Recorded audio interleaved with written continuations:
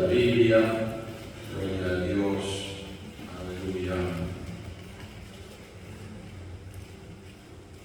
También en la reunión de maestros, que sea la importancia de que los niños vean la palabra de Dios en nuestras manos, cuando compartimos, aunque a veces usemos algún otro método, algún otro libro o algún quizá dispositivo, pero siempre ellos vean que en la mesa o en el escritorio donde nosotros estamos hablando está la palabra de Dios.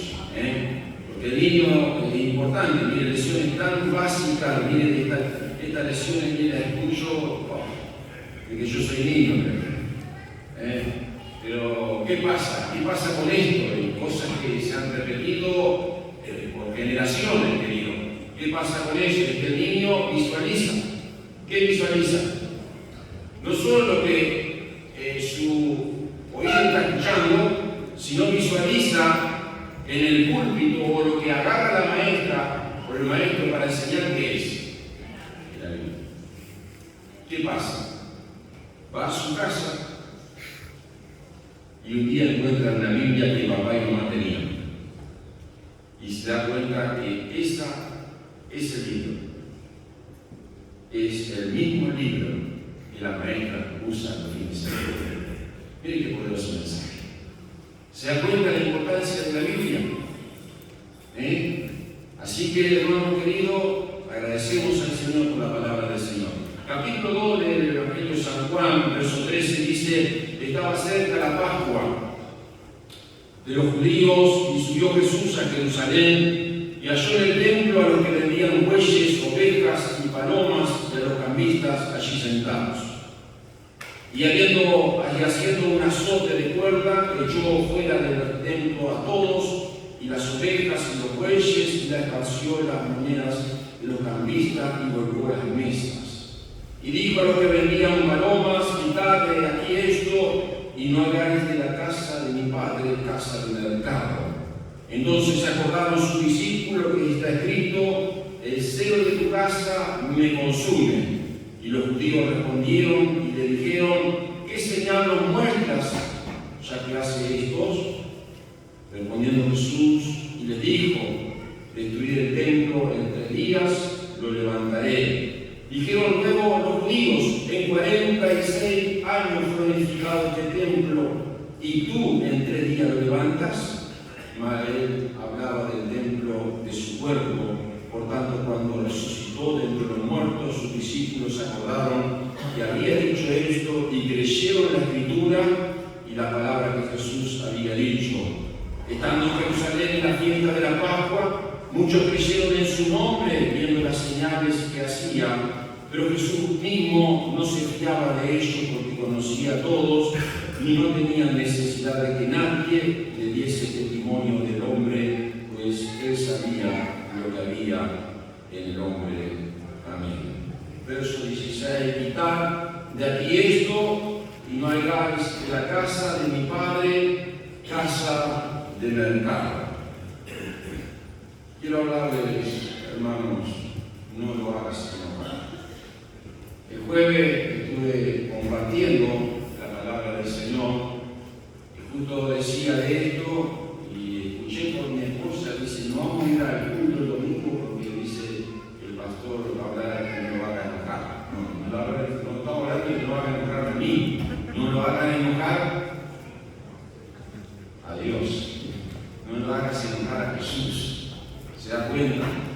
El templo exige mucha atención. Aquí vemos un pasaje de la Biblia que no se sabe bien en qué episodio, en qué momento fue esto. Hay varias interpretaciones, pero sí lo que podemos sacar en claro es que Jesús estaba en una fiesta y llega al lugar que él muy habitualmente lo hacía. No es que algo eventual, sino que era un lugar donde él concurría eventualmente, porque era la casa de Dios, era la casa del Padre. Y surge una situación, hermanos, incómoda, que mucha gente ha sacado interpretaciones de la reacción de Jesús. Qué bueno, que se enojó, que es irritación, que ira. Me acuerdo de una oportunidad que estábamos un grupo de amigos, y bueno, salió el tema de que cuál es la diferencia entre irritación, enojo y rabia. Y entonces ahí, bueno, uno decía una cosa, otro, y bueno, al punto que no llegábamos a nada claro, era como la 1 de la mañana. Entonces dice uno, tiene que dar una idea bárbara en el lugar y dice, voy a hacer algo para que ustedes me entiendan. Y es lo que hizo. A la 1 de la mañana llegó por teléfono a un conocido. Dice, quisiera hablar con Juan. O sea, no se identificaba. Y yo le digo, pero acá no hay nadie, Juan. Ah, perdóneme. Y era su irritación. Pasó media hora más, lo llama de nuevo. Hola, quiero hablar con Juan. No te dije que llame ni Juan. Eso ya es enojo, dice. Media hora más lo llama. ¿No te das cuenta, querido? No me moleste más, a las 2 de la mañana me está llamando. Ahí es su vida. ¿Se da cuenta, hermano querido? ¿Usted alguna vez ha enojado? A mí se lo llama a las 3 de la mañana. Se lo llama coherentemente, lo atiende. Se lo llama incoherentemente, no sé. Usted se ha enojado, creo que todos nosotros nos hemos enojado, pero tenemos que entender la misión de Jesús. ¿Cómo era Jesús? Jesús era equilibrado. Jesús era el Cordero de Dios que quitaba el pecado del mundo porque fue el hombre más manso, pero también era el león de Judá. Habla de su majestad, habla de su ferocidad, de lo que es un león. Y cuando vemos la Biblia nos enseña a muchos de nosotros en Efesios 4:26, enojaos, pero no peleéis. O sea que el enojo puede estar en nosotros, ¿verdad? Pero no podemos dar lugar a que se mantenga ese enojo en nuestra vida. Por eso bien dice la Biblia que no se ponga el enojo sobre vuestra cabeza, porque allí estamos dando lugar al diablo y a reacciones que podemos seguir por un día, 2 días o una semana, al momento que el que está al lado dice, ¿qué te pasa? Usted no pudo procesar el enojo de ese momento. Que nos molestemos por cierta circunstancia está bien. Yo qué lindo tener un auto nuevo, una campera nueva, una olla nueva. Usted se pone una campera nueva, olor a limpio, olor a nuevo, tiene una moto nueva, qué cosa linda, ¿verdad? Un auto nuevo, unos muebles nuevos, el olorcito, ¿verdad? Algo precioso. Imagínese en el corazón de Jesús cuando llegó a la casa de Dios. Jesús tenía bien claro, acuérdense, que cuando él tenía aproximadamente 12 años estuvo en el templo. Sus padres se habían ido y cuando se dieron cuenta se habían olvidado de Jesús. Y cuando le fueron a buscar, él le dijo unas palabras a sus padres. Y él le dijo, es necesario que la cosa de mi padre esté. O sea, era un joven que anhelaba y prestaba atención a la casa de Dios. Por eso quiero hablar con ustedes en esta hora, por lo menos 3 elementos, 3 cuestiones que abordan el cuidado que nosotros tenemos que tener en la casa de Dios. Y no podemos hacer enojarlo a Él. Lo primero que tenemos que reconocer, hermanos, que nosotros le debemos nuestra adoración. Dice la Biblia que estaba cerca de la Pascua. La Pascua se celebraba un día común, pero cubría un periodo de tiempo de una semana. Era una fiesta judía. Se consideraba de las 3 fiestas que tenían los judíos en el año, la más importante. Eran los panes sin levadura. Reconocían y recordaban ellos habían salido y habían sido liberados de la esclavitud.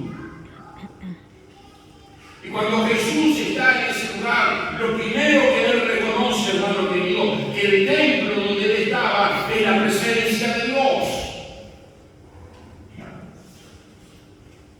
Y él estaba viendo algo contrario, porque él reconocía que el lugar donde él estaba, donde él había sido enseñado, donde él había sido, hermano, educado en sus primeros años, donde él tuvo la educación formal, teológica. En los libros del Pentateuco, él sabía que la casa de Dios era el lugar donde estaba la presencia de Dios. Y había dos cosas que él cuando llega no tiene ni, hermanos,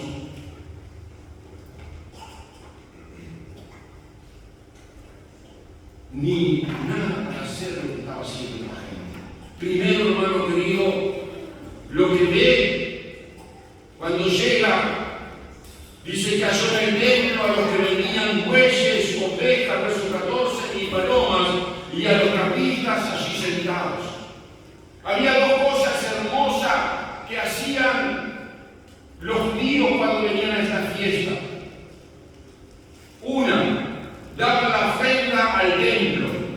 Era una media moneda de shekel, que equivalía a 7 gramos de plata.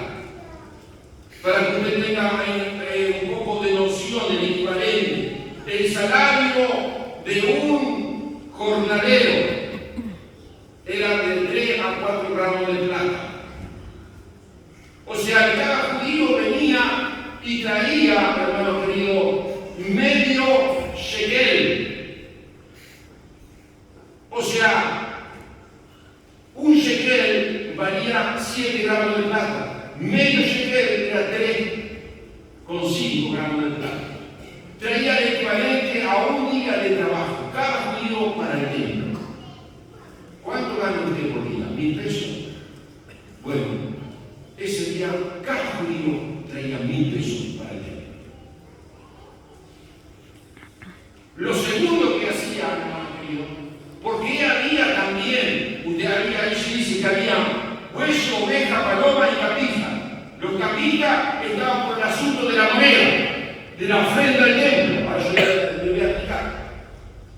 La segunda cosa que hacían, hermano querido, es que presentaban un sacrificio, una ofrenda en agradecimiento por ese día que habían sido liberados por el pueblo de Israel, por sus pecados.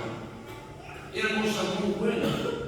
Sin embargo, hermano querido, ellos habían cometido un error, porque había entrado en su corazón la codicia. Había llenado su corazón. La codicia, hermano, es un efecto terrible sobre las personas, que afecta, hermano querido, no solo la vida de una persona, puede afectar toda una comunidad, como lo que había estado pasando en Jerusalén. El templo se había convertido en un lugar de lucro. El impuesto, la ofrenda que tenían que traer de shekel, se había convertido, hermano, en un lugar de cambio el templo. ¿Por qué era un lugar de cambio? Porque muchos de los peregrinos que venían a Jerusalén no tenían la moneda del shekel y traían su propia moneda.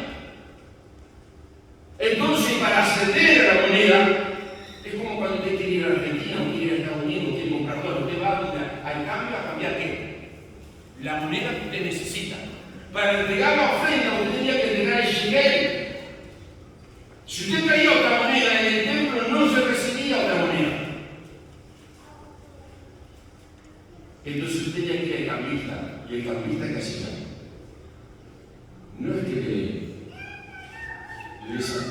que hacía una medida justa, pagaba usted un justo precio.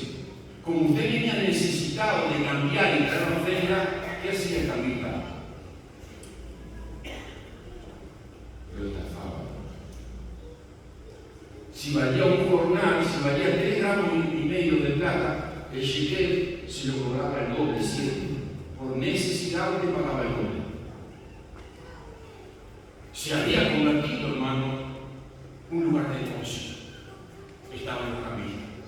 Lo segundo que estaba, hermano querido, era que también el sacrificio que muchas veces el elemento que traían para traer al hogar podía ser una paloma, depende de la condición social, podía ser una paloma, podía ser un cordero que pedía ser presentado en el templo, pero claro, cuando iba al lugar donde tenía que ser sacrificado, se presentaba el sumo sacerdote decía, no, este no sirve porque tiene todavía algún defecto.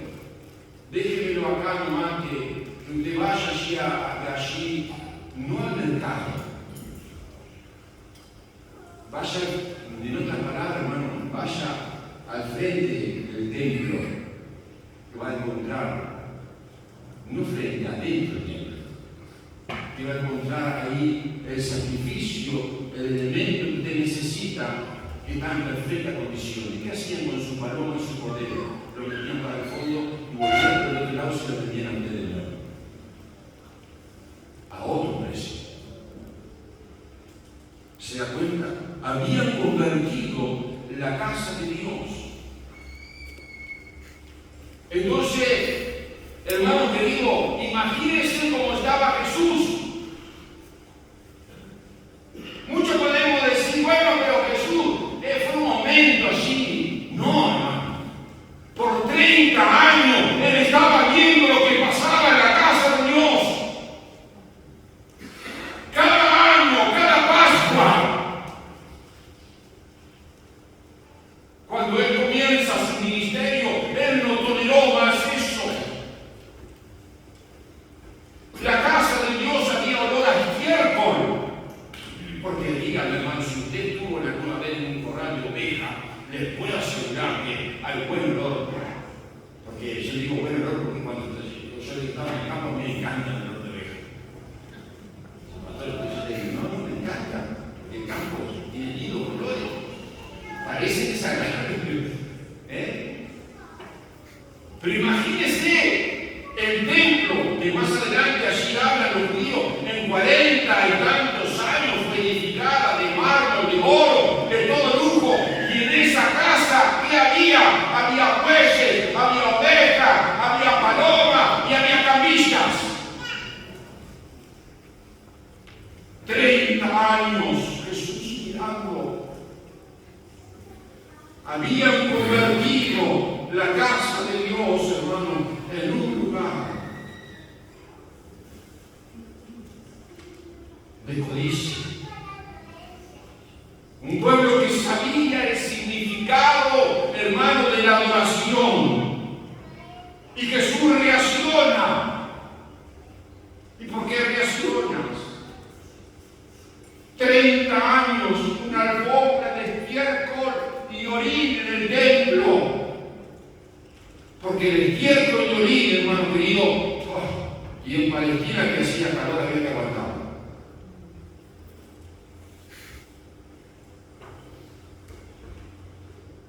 ¿Por qué Jesús reacciona? Había una pasión. Él había sido educado. Mi casa será casa de oración. Aguantó 30 años viendo cómo cada año contaminaba la casa de Dios con su codicia, con su deseo, con sus placeres. Ya no le importaba nada. Si estafaban al hermano, al judío, no le interesaba nada. Estaban ciegos. Jesús tenía celo y pasión por las cosas sagradas. Tenía el fuego del Espíritu Santo. Porque Juan profetizó de él: el que viene después de mí es más poderoso que yo, y os bautizará en poder del Espíritu Santo y en fuego. Imagínense, había pasión por la casa de Dios. Y su pueblo, el pueblo elegido había profanado la casa de Dios. Un lugar de santidad se había vuelto un lugar donde el pecado, hermano, corría por ventana, por puerta, de una esquina a otra. Era un lugar de adoración. No lo hagan enojar. Segundo, elemento que debemos abordar para no hacerlo enojar: reconocer que Él es la autoridad. Dice la Biblia que haciendo un azote de puertas, y muchas hay malas interpretaciones, que castigó a los animales, cuando no es el mismo azote o el mismo látigo que se usó cuando lo torturan a Jesús. Nada que ver. Cuando la Biblia habla del azote de cuerdas, usted conoce la cuerda común trenzada de qué hora esa. Lo que hizo del azote común que usaban muchas veces para correr la mula. Yo cuando nuestras abuelas iban a campaña, lo que sea, pero ya no entienden mucho de esto, pero estaba la escoba de chica, la ataban en un palo, era para sacar la mula, porque la cuerda era lo que se usaba como para limpiar. Entonces la agarra y se ve un montón de cerdo. Y empieza, hermano.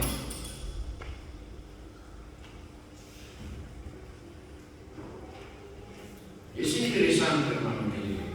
La Biblia dice que habiendo así un azote de cuerda echó fuera del templo a todos. Dice la Biblia, y a las ovejas, y los bueyes,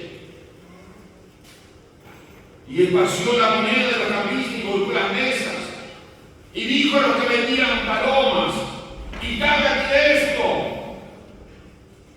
Y no fue un solo momento, porque si usted ve esta casa, le digo que es preciosa, el templo era más grande. Y sacar bueyes y oveja no fue un ratito. Y lo verían como, diría, de un demonio Jesús, corriendo de acá y para allá, y agarrando y sacando, y salgan al prometido de mi casa. Y quizás en un momento patinó ante el tiempo, se levantó de nuevo: saquen esto de mi casa, porque la casa de mi padre es.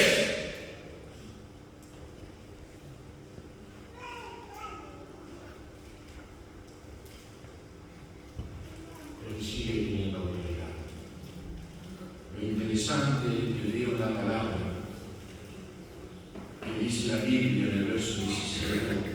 Entonces se acordaron de los discípulos.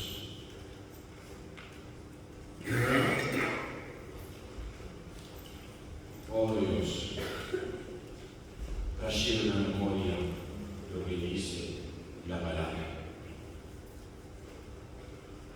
El celo de tu casa me consume. Y lo interesante de esto, hermano, es que nadie de los que estaban en el templo le dijo nada. Porque le podían decir: ¿quién sos vos? Perdóneme el dicho vulgar que voy a decir. Sos un viejo resucitado, ¿quién te conocerá? Nadie le dijo nada. Había autoridad. El Espíritu Santo, hermano, lo que hablaba el pueblo. La verdad nos da autoridad. La verdad deja a la gente callada y enmudecida. Debemos vivir en la verdad.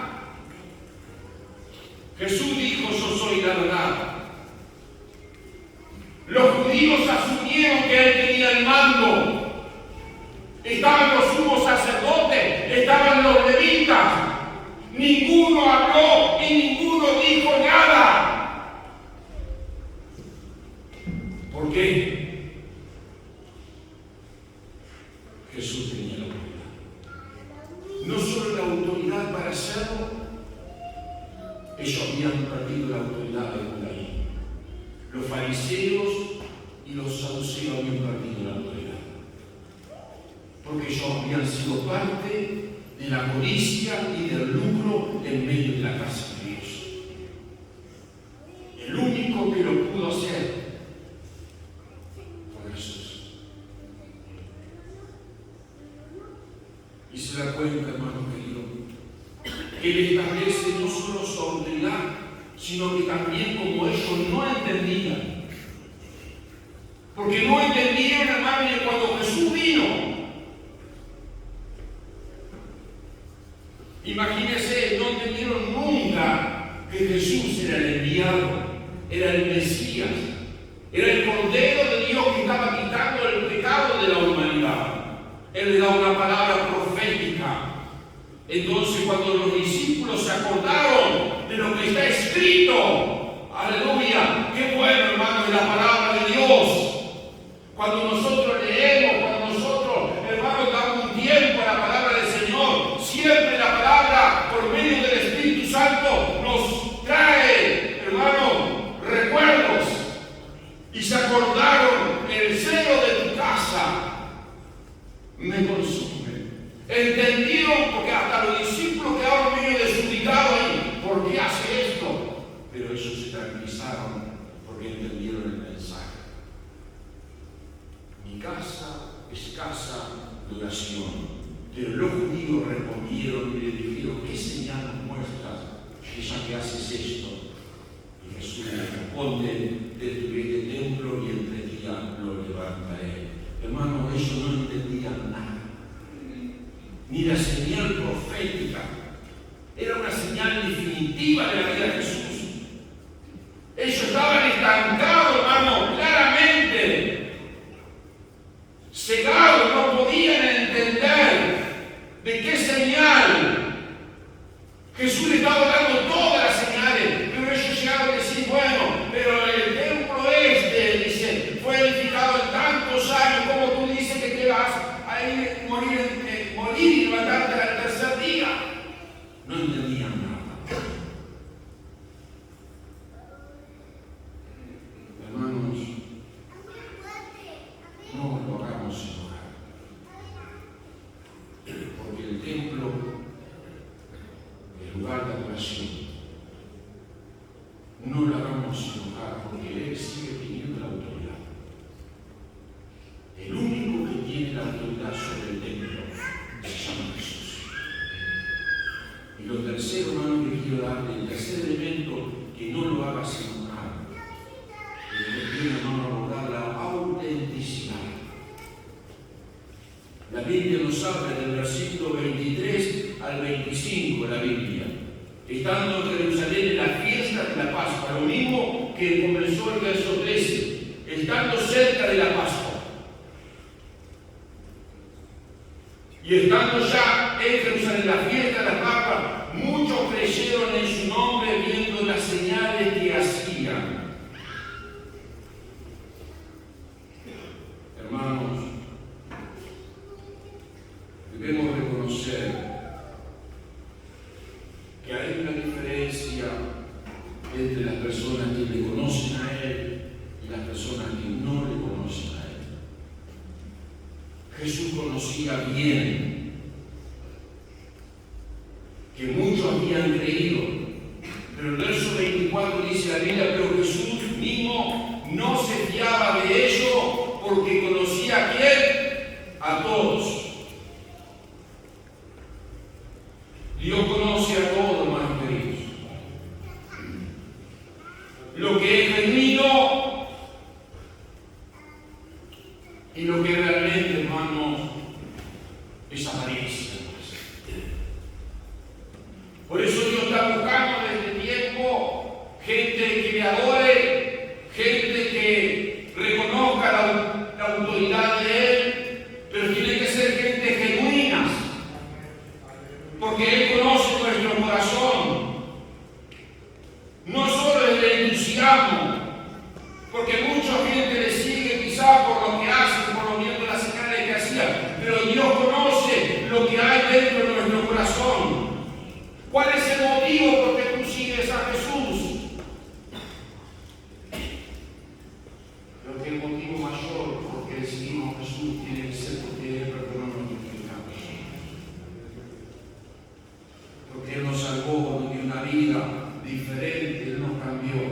sin duda ha hecho muchas señales en nosotros. Porque, hermanos, el tener a Cristo es tener todo. El tener a Cristo después viene una vida abundante. Viene quizá el progreso en nuestra vida económica. Viene el progreso quizá en nuestra vida familiar. Viene sanidad emocional. Vienen tantas cosas hermosas. Viene una generación de nuestros hijos, nuestros nietos, hermanos, que empiezan a seguir ese camino piadoso, ese camino maravilloso, ese camino de Jesucristo, hermanos queridos. Pero tenemos que entender, hermano, el significado de lo que Jesús quería enseñarnos en este pasaje hoy a la iglesia de Jesucristo.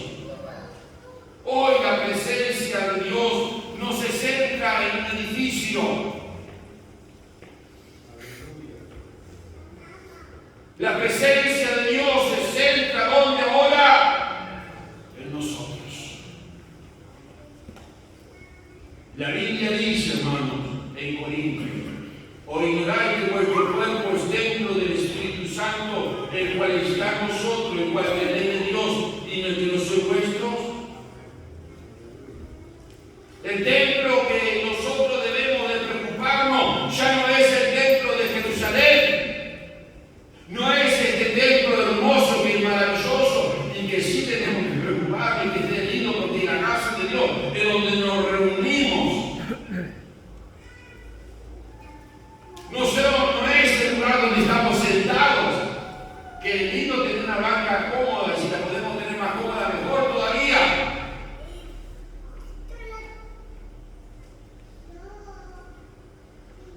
Porque tenemos que tener cuidado, hermano. Este templo que está acá es sagrado. Esta habitación que está acá, no podemos convertirla en un lugar profano. Este lugar, hermano, es un lugar sagrado. Mírate un momento para ti adentro y piensa: este es un lugar sagrado. Tu corazón, tu vida, tú eres el templo de Dios. Tú eres el edificio de Dios. Tú eres por el cual Jesucristo vino a la cruz del Calvario a morir por ti. Vino por este templo, por este estuche que está acá. Él vino. Y ese estuche tiene que ser el lugar donde la presencia de Dios descienda continuamente, donde el altar continuamente debe estar prendido fuego. Y no hay lugar para cosas profanas, no hay lugar para el pecado, porque Dios odia el pecado.